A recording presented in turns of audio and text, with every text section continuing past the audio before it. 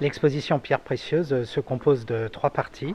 La première partie nous parle de l'histoire des pierres, comment elles se sont formées dans la terre et comment l'homme se les a appropriées à travers différentes cultures.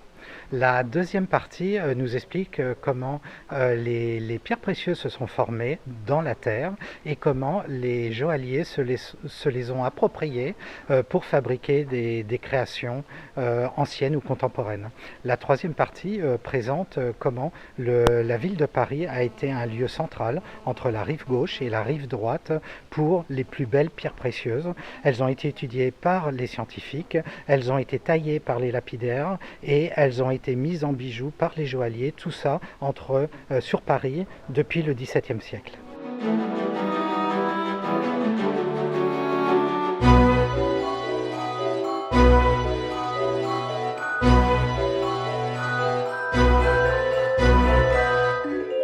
Dans l'exposition Pierres précieuses, parmi les nombreuses pierres phares de l'exposition, nous avons effectivement la réplique du grand diamant bleu de Louis XIV, un diamant qui avait été ramené par Jean-Baptiste Tavernier, un commerçant français, et qui fut racheté par le roi en 1668. C'est à ce jour le plus gros diamant bleu jamais trouvé.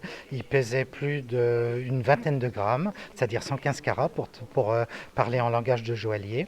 Il fut retaillé en brillant pour les fastes de cour de Louis XIV.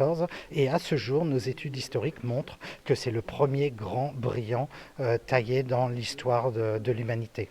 Malheureusement, ce diamant sera volé en 1792 et sera retaillé sous la forme d'un brillant ovale qui se trouve maintenant aux États-Unis. On l'appelle le diamant Hope.